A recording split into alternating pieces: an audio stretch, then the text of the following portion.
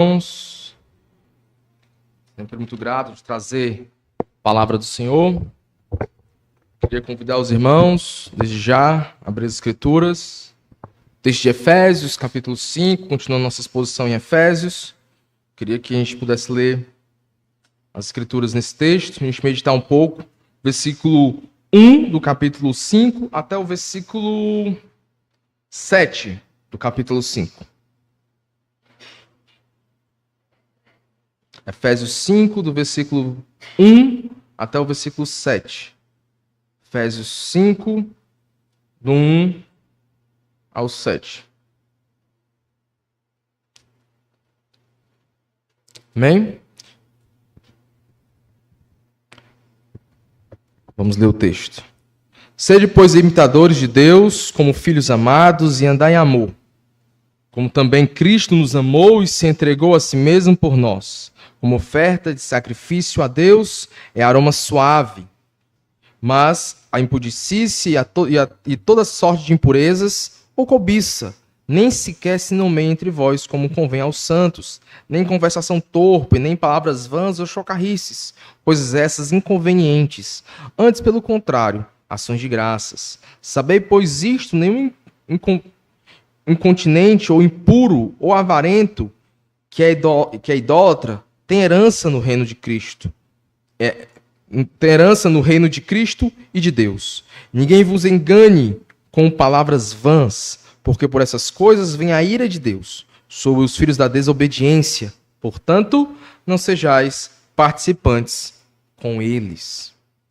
O texto de Efésios 5 continua uma temática que a gente vem trabalhando desde o capítulo 4. Capítulo 4, praticamente todo, ele começa a trabalhar sobre a ideia de santidade. A gente viu isso até no último domingo, falando sobre santidade na prática, dos versículos 25 até o 32 do capítulo 4. A gente falou sobre exortações ou um testemunho, no caso do que eu falei no última vez que nós estávamos aqui, o testemunho de um novo homem, um testemunho de alguém que foi revestido no novo homem.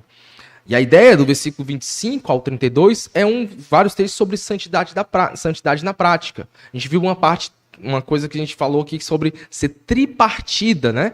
Paulo faz uma afirmação, uma negação e dá uma razão por que ele estava fazendo aquilo. Por que era ruim aquilo, né? Então ele não façam isso, era a afirmativa, né? Ou seja, não andem assim. Aí depois ele dizia, andem assim, a positiva. Não deve fazer isso para fazer isso. E depois ele montava o motivo disso. Exemplo, um texto do versículo aqui, um pouco antes. Versículo 25. Por isso, deixando a mentira, tá vendo que é a negativa.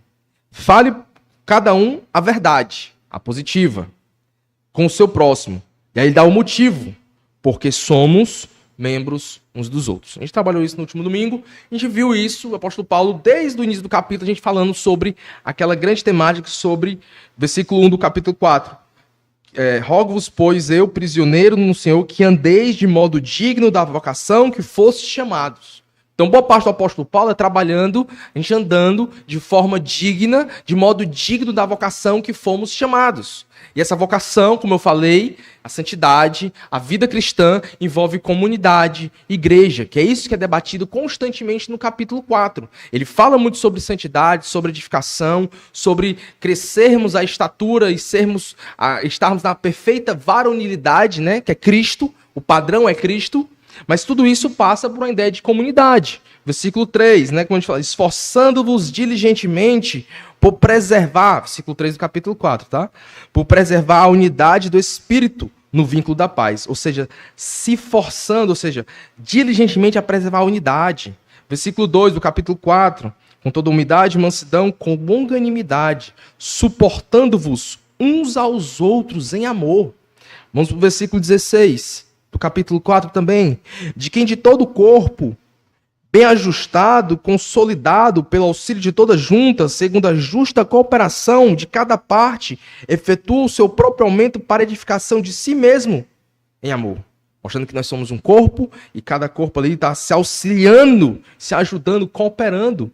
Quando um pouco antes do versículo 16, o apóstolo Paulo fala que Cristo deu dons à sua igreja e ele fala de um tipo específico aqui, mas claro que há outros dons de ensino e liderança. Ele fala qual o propósito desses dons que Cristo deu à sua igreja. Ele fala no versículo 12, com vistas ao aperfeiçoamento dos santos, para desempenho do seu serviço, para edificação do corpo de Cristo, até que chegamos à unidade, o pleno conhecimento de Deus, do Filho de Deus, a perfeita varonilidade, que é o quê? A medida da estatura da plenitude de Cristo. São textos que falam, e os dons aqui para o serviço, para a edificação, para crescimento do corpo, a fim de que o corpo amadureça e se torne nessa estatura de Cristo, e cresça nesse padrão. Então tudo isso vem sendo trabalhado, mas como eu já falei outras vezes também com os irmãos, capítulo 1, 2 e 3 de Efésios define boa parte daquilo que é teórico, alguns gostam de colocar assim.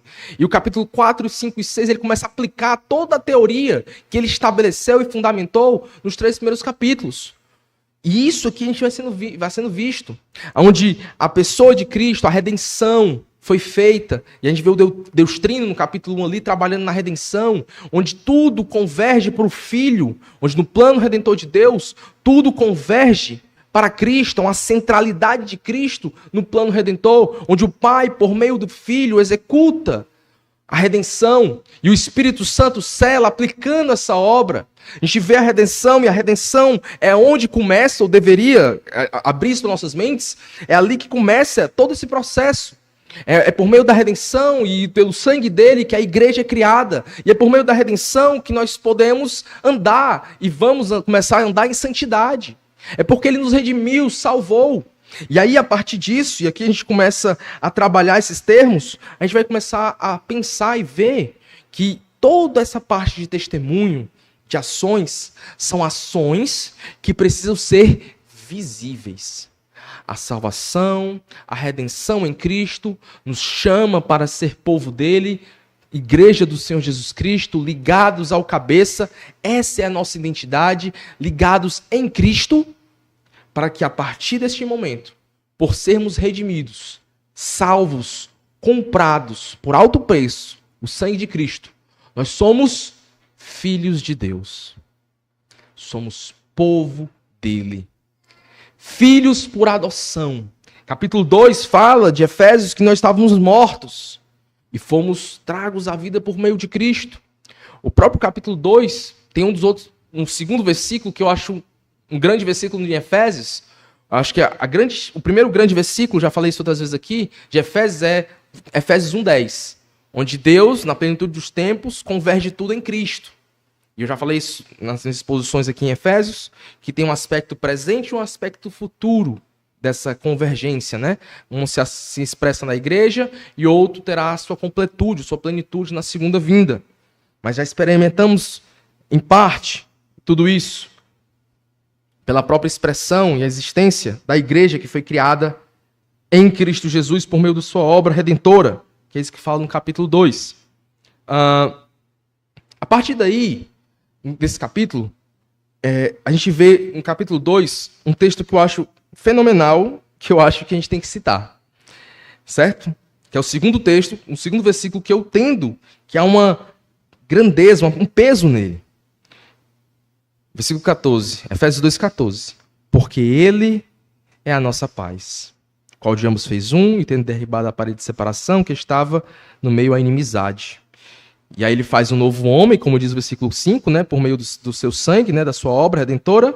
E aí no versículo 16 ele fala: e reconcilia-se ambos em um só corpo com Deus, por intermédio da cruz, destruindo por ele a inimizade. E vindo evangelizou a paz aos que estavam longe e paz também aos que estavam perto. Cristo é a nossa paz. Ele nos reconciliou com o Pai e nos reconciliou uns com os outros. É um aspecto vertical, um aspecto horizontal. Toda essa grandeza que nós vamos começar a falar nesse capítulo 5, tudo vem desde o início, como eu tenho falado, desde os da fundamentação que ele já estabeleceu nos 3 primeiros capítulos. Porque filhos de Deus, é o que ele fala no capítulo 5. Só é aquele que nasceu de novo. Todo mundo é criação de Deus, mas filhos só aqueles que foram regenerados, que se arrependeram dos seus pecados e creram em Jesus.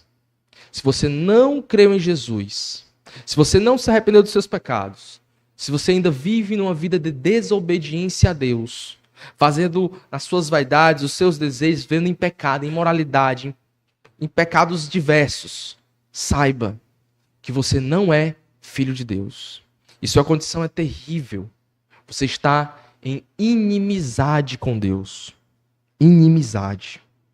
Pois bem, é isso que ele vai falar. Capítulo 5, versículo 1 diz: sede, pois, imitadores de Deus como filhos amados. E andai em amor como também Cristo nos amou e se entregou a si mesmo por nós como oferta de sacrifício a Deus em aroma suave.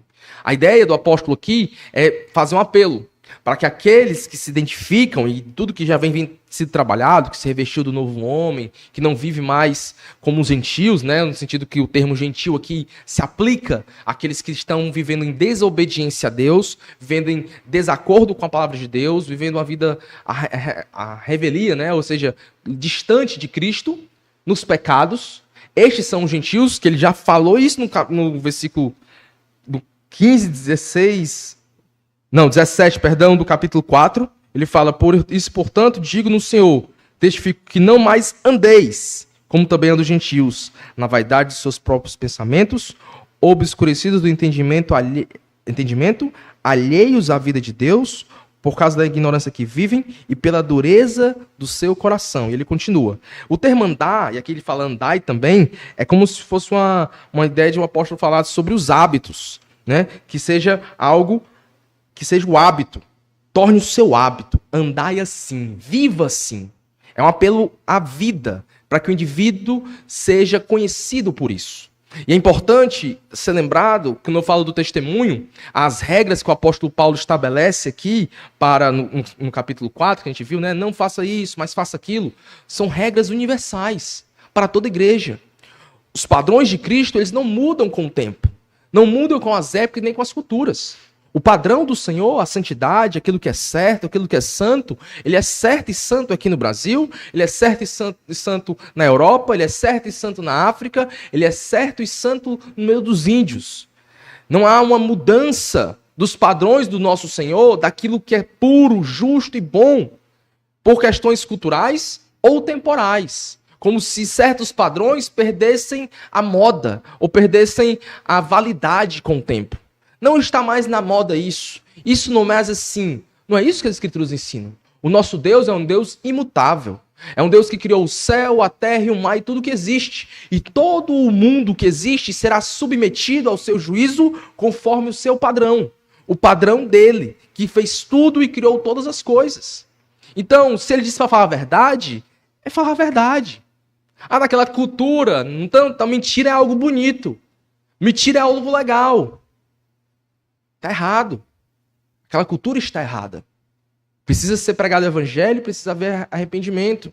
Há uma coisa que a gente aprende muito quando fala sobre missiologia. O evangelho tem um aspecto que sim, pode ter aspectos que se adaptem à cultura, alguns aspectos do evangelho, mas existem aspectos imutáveis, intransferíveis. Existem aspectos que são proféticos, como vamos dizer, que justamente denuncia o pecado e o erro daquela cultura. Então, falando isso para que a gente lembre que santidade é um aspecto, não falo de regras, a gente lembrar que há o padrão de Deus, que é imutável. Porque o nosso Deus não muda e criou todas as coisas. E tudo está sob a sua autoridade e o seu domínio. E tudo será julgado conforme a sua lei e a sua palavra. Isso é objetivo. Não é relativo. Não muda. É imutável. É absoluto. Então, isso é importante identificar. O que é que eu digo que há coisas mudáveis no evangelho em relação a algumas culturas? Um estilo, talvez um certo tipo de instrumento que seja encaixado, que aqui a gente não use, mas em outra cultura pode ser nos índios lá, o pessoal bota algum instrumento que não tem aqui, mas tem lá, diferente do violão, diferente de outras coisas. Ou outros tipos de características, adornos. Mas a a centralidade do evangelho, quem é Cristo, as suas ordens, os seus mandamentos, aquilo que Deus estabelece como padrão, marido de uma só mulher e tantas outras coisas, que são padrões de Deus, que são estabelecidos na sua palavra, são imutáveis e não mudam. Se uma cultura chega lá o evangelho, um dos aspectos é o quê? Profético. Ele vai denunciar os pecados daquela cultura. E a cultura vai se adaptar com os anos, né? Se houver conversões, à realidade do evangelho. Porque assim agrada a Deus. Quero que a gente entenda isso, para que quando a gente falar sobre andar e hábitos, não pense que isso é só para a nossa sociedade presente ocidental, mas é para todo crente em todas as eras, em todas as épocas, em todas as culturas. Porque Deus é um Deus santo. E andar segundo o padrão dele, segundo as regras dele, é algo que requer de nós. Precisamos andar assim, viver assim. Então, sede, pois, imitadores como filhos amados, isso é algo para todo o crente, em todo local. Eu estou dando essa ênfase porque na vez que eu preguei domingo passado, eu ia citar isso, falei no começo muito rápido. Tenho que recitar para deixar mais claro, para a gente, a partir dessa realidade, que é a continuação, a gente trabalhar em cima desse imitando ao nosso Deus. Vamos para... E aqui eu quero entrar nessa temática de ser imitador de Deus. Vamos para Colossenses 1:10. Foi o texto que eu até li na escola bíblica hoje com os irmãos.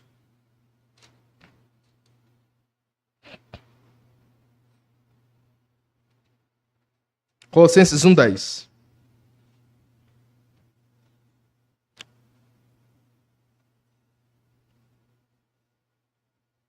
A fim de viver de modo digno do Senhor para o seu inteiro agrado, frutificando em toda boa obra e conhecimento no pleno conhecimento de Deus. Aí ele continua, sendo fortalecidos com todo o poder, segundo a força da sua glória, em toda perseverança e longanimidade, com alegria, dando graças ao Pai que vos fez idôneos à parte que vos cabe da herança dos santos na luz.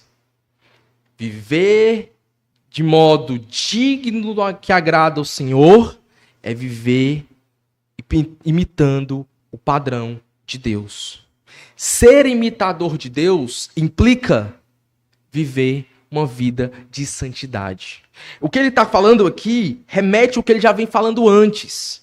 Ele está relacionando os versículos anteriores ao versículo de agora. Ele está falando que aquele que furtava e não furta mais, aquele que falava mentira e agora não mente mais, agora aquele que trabalha, né, e ajuda os necessitados, aquele que não fala palavras torpes, mas fala o que edifica, e todas as outras ordens que ele vem trabalhando no capítulo 4 de santidade, imitam um padrão. Sede, portanto, assim, devido a tudo que vocês aprenderem, tudo isso que vocês têm visto, andem assim, vivam assim, nesse padrão, no padrão de Deus, sendo imitadores, sendo discípulos dele, sendo espelho, vivendo, sendo testemunhas dele. Lá em João 3, vamos para João 3. João capítulo 3, versículo 16 em diante. Texto conhecidíssimo, João 3,16, né? Mas não quero só ler o João 3,16. Quero ler os posteriores a João 3,16. Além dele, né?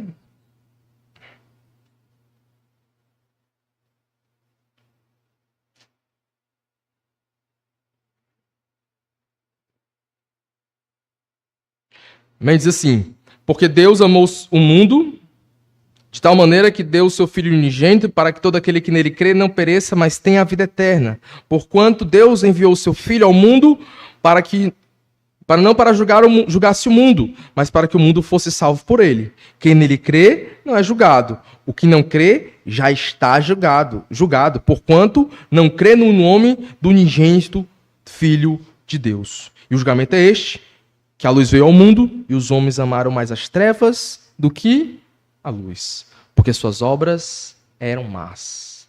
A realidade do Evangelho é justamente essa, irmãos. Quando cremos em Cristo, fomos salvos, regenerados, nascemos de novo. E toda a realidade agora é distinta, é diferente. E a partir da salvação, da redenção, nós temos um papel: sermos imitadores de Deus. como filhos amados. Toda graça, bondade, misericórdia que nós encontramos no padrão que vem das Escrituras, do próprio Deus, precisa ser relembrado.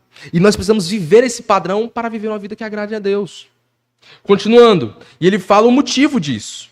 Qual o motivo? O motivo é Cristo. E andai em amor, como também Cristo nos amou e se entregou a si mesmo por nós, como oferta e sacrifício a Deus em aroma suave. Ele usa uma linguagem do Antigo Testamento sobre ser suave, ou ser esse trabalho, né? A ideia do sacrifício, que é uma linguagem velho-testamentária, para a ideia do sacrifício que é agradável a Deus. O padrão ou o motivo que nós temos que fazer de ser imitadores de Deus é andar em amor. E o padrão disso, ou o motivo disso, ou o espelho disso é quem? Cristo. Cristo é o motivador. Esse sermão ficou com um título: Os Filhos de Deus andam em amor. E que amor é esse? O primeiro ponto desse sermão, que é o que eu estou lendo, versículo 1 e 2, é Cristo é o motivo. Ele é a razão. Porque o padrão é ele. Sede, pois, devido a tudo que nós entendemos de santidade, de regras, do que Deus, né, a lei de Cristo ali, que Deus, o apóstolo Paulo nos manda que não faça isso e faça aquilo. Sede, portanto, imitadores de Deus, como filhos amados. E aí? Como? Andando em amor. Quem foi que andou em amor? Cristo. Quem é que é o exemplo? Quem é o padrão? Quem é aquele que nos serve de modelo para andarmos em amor? Cristo. E andar em amor, como também... Quem foi que andou em amor? Quem foi que andou? Cristo. O que ele fez? Se entregou a si mesmo por nós, como oferta e sacrifício a Deus em aroma suave. Romanos 5, Paulo vai dizer que Deus prova o seu amor em Cristo quando ele morre por nós, quando nós ainda éramos pecadores. O apóstolo Paulo, lá em Gálatas 2:20, e esse texto, eu já falei para os irmãos que eu amo de coração, e quando eu li Efésios, né, esse texto me salta os olhos. Ele diz: logo já não... Gálatas 2:20 aqui. Logo já não sou eu quem vive, mas Cristo vive em mim. E esse viver que agora tenho na carne, vivo pela fé no Filho de Deus, que fez o quê? Que me amou e a si mesmo se entregou por mim. Parece-me que o viver Cristo, ou dedicarmos a vida a Cristo, vem de uma concepção, de uma ideia, de uma realidade, de um amor que nos constrange. O amor sacrificial de Cristo nos constrange, ao ponto de que eu vivo Cristo, porque ele se entregou, ele me amou e se entregou por mim.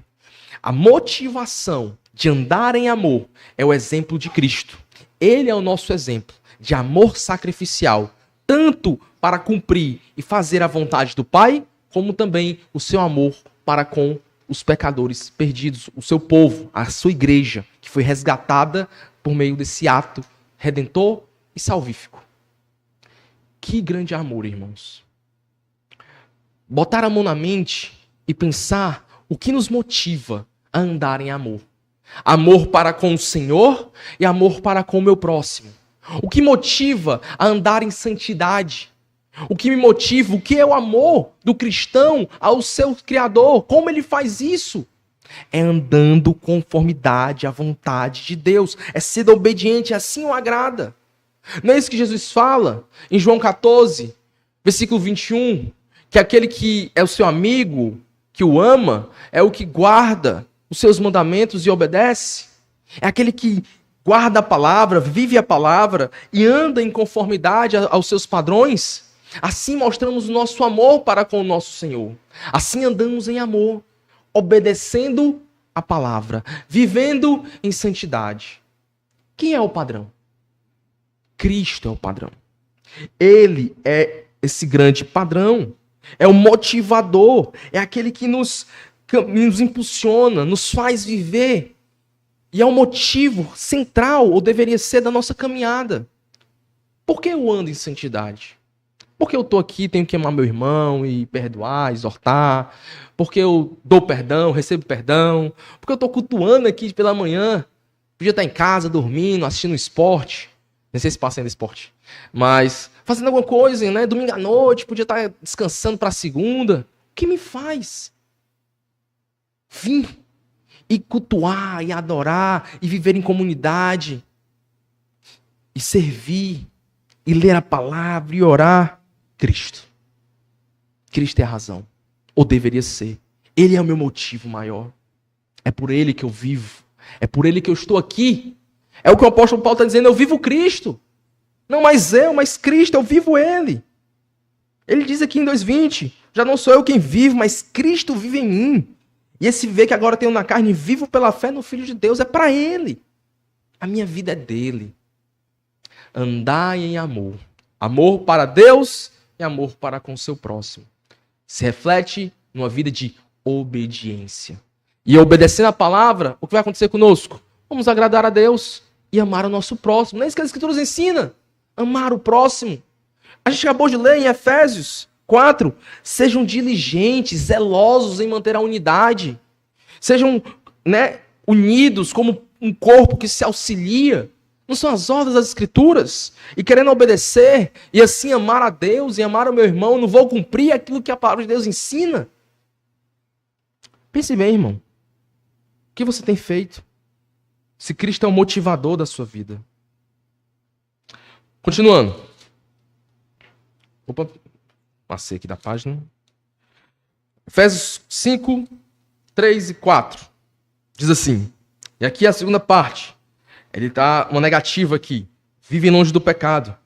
Mas a impudicícia e toda sorte de impurezas ou cobiças nem sequer se nomeia entre vós, como convém aos santos. Nem conversação torpe, nem palavras vãs ou chocarrices, coisas essas inconvenientes. Antes, pelo contrário, ações de graça. O apóstolo Paulo dá duas grandes áreas aqui. A NVI traz, talvez mais fácil de entender alguns termos, ela fala assim, entre vós não deve haver nem sequer menção de imoralidade sexual, nem de nenhuma espécie de impureza ou de cobiça, pois essas coisas não são próprias para os santos. Não haja obscenidades, no versículo 8, né? Nem conversas tolas, nem piadas indecentes, alguns trazem sarcasmo, que não são apropriadas, mas de vez disso, ações de graças. A ideia que o apóstolo tem mostrado é que andar em amor, e essa vida de amor, como eu disse, remete um amor tanto para com o próximo, esse amor sacrificial, mas também um amor para com o Senhor. Aquilo que Cristo fez, que se entregou como oferta ao Pai pelos pecados, né?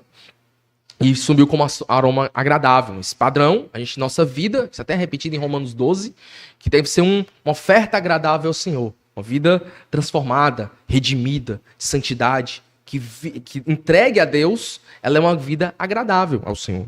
E aí ele fala, olha, e aí vocês não devem fazer o quê? Andar com imoralidades, e nem a lascívia e a cobiça.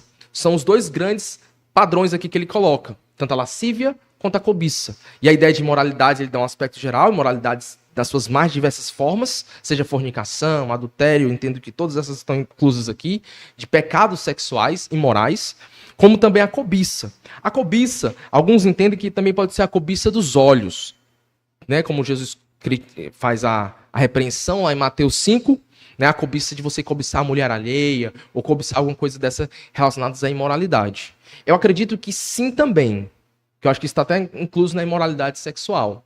Né, os pensamentos pecaminosos, os pensamentos pornográficos, isso aí é pecado. Os filhos de Deus não andam assim, não vivem assim. Mas a cobiça aqui também envolve um aspecto material. A cobiça de mais de uma coisa. No 10º mandamento da lei, lá em Deuteronômio 5:21, né, a gente tem o decálogo, e o 10º mandamento é isso, não cobiçarás a mulher do próximo. Mas além de não cobiçar a mulher do próximo, tem a casa, né, as posses, tem vários outros aspectos de cobiça que são pecado. Então eu entendo que é uma relação de que tanto uma cobiça, sim, nessa área sexual, mas também uma cobiça no âmbito material.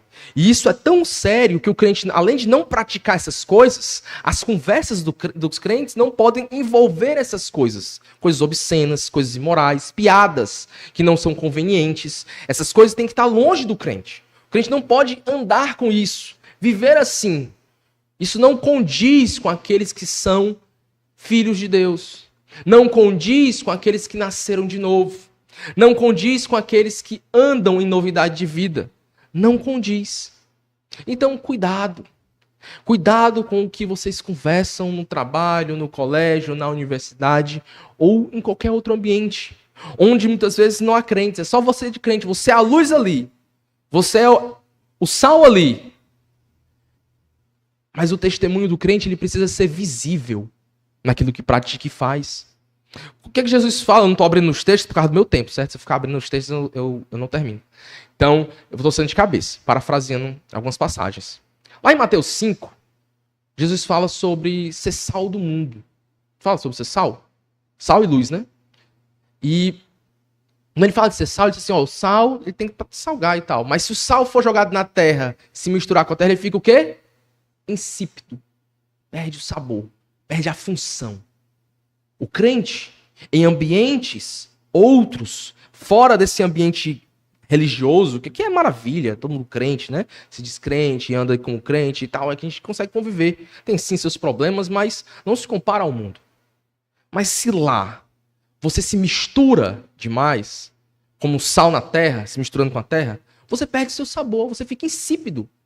Se você pegar a luz e bota debaixo do candeeiro lá, você bota debaixo da cama e tal, ela não ilumina nada. Escondida. Pega uma luz, uma vela, a casa ficou escura, aí tu pega a vela, acende, né, a lamparina, aí tu bota dentro do guarda-roupa e fecha a porta. Não vai iluminar nada, eu tô querendo ver, eu vou bater no móvel da casa. O testemunho do crente ele precisa ser visto, visível. O crente precisa andar e caminhar em conformidade à palavra de Deus, como filho amado de Deus, imitando o Criador, nosso Deus, sendo testemunha, sendo reflexo da estatura de Cristo. Precisamos ter cuidado com a lascívia e a cobiça. Seja isso em qualquer área. Tanto estou falando de piadas, mas filmes que você sabe que tem uma conotação sexual, séries. Tem série que o pessoal aí ama, tem série aí, ó, que o pessoal gosta muito, que tem uma história legal, não sei o quê, mas é cheio de cena de sexo, cheio de cena de relação que o crente não tem que estar assistindo, não tem que estar botando aquilo diante dos seus olhos. Vai criar desejo no seu coração, vai criar desejo na sua cabeça, e isso vai gerar pecados em você. Tem que se policiar, tem que vigiar. Seja o que for. Eu nem tô citando séries aqui não, né? Mas eu lembro de um que eu nunca assisti, porque já me avisaram, ainda bem.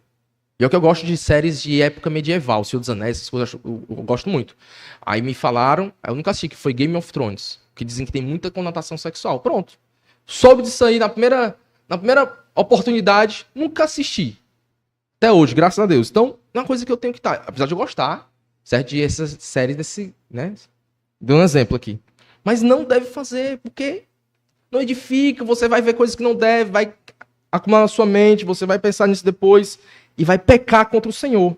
Vai desejar coisas que Deus não quer que você deseje. Então, cuidado, certo? Cuidado.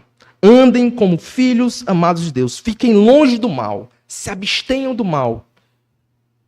Vivam de acordo com a palavra de Deus. Uma vida de pecado é uma vida de perdição. E é isso que eu quero encerrar. Versículos 5, 6 e 7. Sabei, pois isto, nenhum incontinente, ou impuro, ou avarento, que é idólatra, né? Tem herança no reino de Cristo e de Deus. Ninguém vos engane com palavras vãs. Por essas coisas vem a ira de Deus sobre os filhos da desobediência. Portanto, não sejais participantes com eles. Ele está dando agora aqui uma causa. Cristo é o motivo de vocês andarem. Vocês devem se abster do mal. Por quê? Porque o mal, a prática e a vida do pecado leva à perdição. Os imorais, que essa é a palavra dele, a NVI traz assim, ó. Porque vocês podem estar cercados porque vocês podem estar certos de que nem o imoral, ou impuro, ou ganancioso, que é idólatra, tem heranças no reino de Cristo e de Deus. Ninguém vos engane com palavras vazias, pois por essa causa vem a ira de Deus sobre os filhos da desobediência, portanto não se associem com eles. A ideia é justamente essa. A vida de pecado, na lascívia, na ganância. E tudo isso gera e traz a perdição. Eles não têm parte no reino de Deus, eles estão perdidos. Eles estão caminhando para o inferno. É assim que os gentios viviam, que ele já fala no capítulo 4, versículo 17 em diante. Os gentios andam assim, na vaidade dos seus pensamentos, na imoralidade, nas práticas pecaminosas. Vocês não devem andar assim, filhos de Deus. Andem como filhos amados. Andem como Cristo. Amem ao seu Senhor e amem ao povo, seus irmãos, em Cristo. Amando, você cumpre. E esse amor deve ser onde? Cumprindo a palavra. João 14, novamente. Quem é que ama? Quem é amigo de Cristo? É aquele que obedece e guarda os seus mandamentos. Esse é aquele que ama o Senhor. Não é qualquer um que diz no meio da rua que ama a Deus. Não é. Você vai ver jogadores, celebridades, gente aí tendo uma vida totalmente preguiça, assim, no pecado, distante de Deus, dizendo que ama a Deus. Porque tá na moda, porque é bonito, porque... Não ama. Ama quando vive a sua palavra, as suas escrituras, a Bíblia, e nenhum outro livro mais. Deus falou conosco, está aqui, na Bíblia. Nenhum outro livro. Só a palavra de Deus, só as escrituras, só a Bíblia Sagrada. Somente ela é a palavra de Deus. Oficial, verdadeira. Obedeçamos essa palavra. As outras estão erradas. Qualquer outro livro que inventaram vem de homens, provém dos homens, do pecado dos homens, da mentira dos homens. Mas não a palavra de Deus, inspirada pelo Senhor. Precisamos obedecê-la. Inspirada por Deus, inerrante, infalível. Ela nos dá, instrui para que vivamos de acordo com a palavra. Os que vivem na perdição, vivem no pecado e vivem distante de Deus. Em Efésios 2, além de falar da salvação, da redenção e todas essas belezas mais, que é grandioso, ele tem uma parte que sempre quando eu leio, me aquece muito o coração. Eu fico, rapaz, que fantástico. É o versículo 19. Depois de falar que Cristo é a nossa paz, eu acho que essa é a grande tese também do capítulo 2, Jesus é a nossa paz. Ele vai no versículo 19. Assim já não sois estrangeiros e peregrinos, mas co-cidadãos dos santos, sois da família de Deus. Irmãos, a gente leu João 3 e fala que Deus tem um filho unigênito. Mas Romanos 8 fala que quando nós cremos, nós recebemos o espírito de adoção e podemos clamar Abba Pai. Nós somos filhos adotados por meio de Cristo. Nós andávamos sem esperança, perdidos. Éramos desgarrados, como ovelha, né, sem pastor. Nós estávamos no mundo. Triste realidade para nós. Mas graças a Cristo, a sua redenção, ao seu tão grande amor, que morreu por nós numa cruz e nos deu essa tão grande redenção. Morreu e ressuscitou ao terceiro dia. Nos deu essa tão grande redenção. Que hoje fazemos parte da família de Deus. Estamos ligados ao cabeça Jesus. O apóstolo, um dos temas também fundamentais em Efésios, é a nossa identidade em Cristo. No capítulo 1, eu cansei de contar e citei a quantidade de vezes que Paulo cita o termo em Cristo, no amado, nele, em Cristo, em Cristo, em Cristo. E se enfatiza a ligação do crente com o seu cabeça, que agora é Jesus. Na teologia paulina, parece que Paulo estabelece dois cabeças. Ou você que não se arrependeu e não creu em Jesus, você está ligado ao cabeça Adão, perdido nos seus pecados e caminhando a passos largos no inferno, ainda sobre o domínio dos príncipes das potestades do ar, fazendo aquilo que Satanás quer que você faça, que é viver em desobediência a Deus, viver em desobediência à palavra de Deus, perdido, distante, ou você está ligado ao cabeça Jesus, em Cristo, redimido e salvo. Nós somos crentes, irmãos. Fazemos parte da família de Deus, ligados ao cabeça Jesus. Não nos associemos com aqueles que andam em desobediência à palavra de Deus. no sentido de praticar aquilo que praticam. Devemos conversar, devemos andar junto, caminhar para pregar o evangelho e falar de Cristo e mostrar o nosso testemunho de conversão a eles.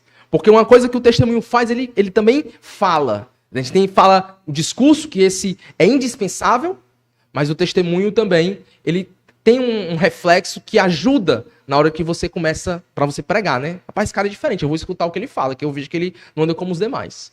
A igreja de Tessalônica, que eu citei também hoje de manhã, no capítulo 1, o apóstolo vai falar que ele nem precisa falar nada deles, porque eles mesmos, na região, davam testemunha deles, que eles pregavam a palavra, e como eles tinham deixado os ídolos, e serviam agora o Deus vivo e verdadeiro. Como eles deixavam o pecado, e como eles estavam vivendo, pregando a palavra na região. O evangelho estava sendo conhecido em toda a região da Macedônia, graças aos tessalonicenses. Ou seja, o testemunho deles era visível, era claro, tanto nas ações, no sentido de sair do pecado, como na proclamação da palavra. O nosso testemunho tem que ter a mesma realidade. Como nós não nos associamos com coisas pecaminosas e pregamos a palavra de Deus. Não é só uma, é as duas. Ah, eu vou só testemunhar com a minha vida, nunca vou falar de Jesus. Não, não é assim. Você testemunha com a vida, glorificando a Deus. Rapaz, faz isso aqui diferente. Glória a Deus, cara, porque Deus me transformou, me mudou. Você conhece Jesus? Você cria um papo ali, né? Tô dando aqui uma conversa bem rápida, não parei para edificar uma conversa aqui, mas você começa com o seu testemunho, apontar para Deus e viver o evangelho e pregar a palavra. Sejamos assim como filhos amados de Deus. E para vocês que estão aqui esta manhã, que ainda não se arrependeram dos seus pecados, não creram em Jesus, e estão aqui nessa situação terrível do capítulo 5. Essa situação é a pior situação que você podia se encontrar. Qual é? Cadê? Versículo 6. Vem a ira de Deus sobre os filhos da desobediência. Vocês estão debaixo da ira de Deus. Vocês são chamados de filhos da desobediência, caminhando a passos largos para o inferno. Eu conclamo, eu chamo vocês, eu dou o ultimato do evangelho a vocês. Arrependam-se e creiam em Jesus, porque só Ele pode levar vocês da ira vindoura. Só Ele pode fazer vocês fazerem parte da família de Deus. Só Ele pode trazer a paz verdadeiramente entre vocês e o Criador, como um dia Ele trouxe a nós, o nosso Redentor. Portanto, arrependam-se e creiam nele. Não existe nenhum outro caminho, não existe nenhum outro mediador entre Deus e os homens. O único caminho é Jesus, o único mediador é Cristo Jesus. Venham para Ele. Sem Ele, vocês estão perdidos. Terrível coisa é cair nas mãos do Deus vivo. Não se esqueçam disso. Vamos orar? Senhor, muito obrigado pela Tua santa e pura palavra. Que a Tua igreja, a igreja do Senhor Jesus Cristo, Teu povo, possa aqui diariamente buscar viver a palavra, Senhor. Ser filhos amados de Deus. Ser servos fiéis do Senhor. Ajuda, Senhor, a Tua igreja, o Teu povo, a caminhar, a andar em conformidade ao Evangelho. Nos ajuda a lutar com os nossos pecados, a caminhar em novidade de vida como aqueles que se revestiram do novo homem. Nos ajuda, Senhor, a andar e viver para o Senhor. Muito obrigado pela Tua palavra. Que nós possamos obedecê-la, possamos cumprir os Teus desígnios. A Tua palavra santa e pura, Senhor, que é imutável, que é infalível.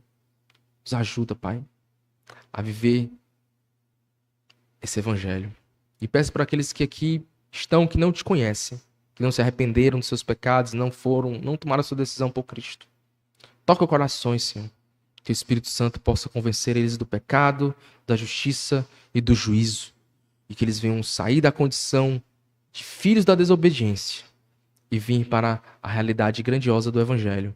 Serem filhos de Deus, amados, adotados por meio de Cristo e participantes da família de Deus. Ser conosco, em nome de Jesus. Abençoe o restante do nosso dia. Amém. Então, excepcional.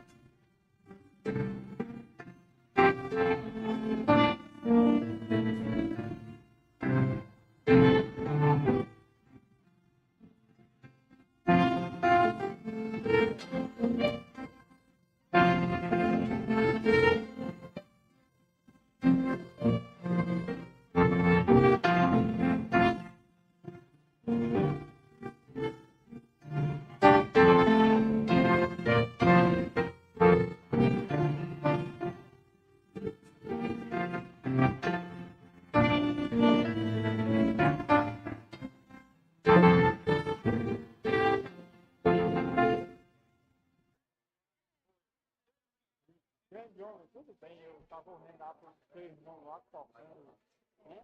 Aí você pode fazer pra mim, não, eu não tava falando que eu disse pra ele, eu disse, rapaz, dá pra conversando.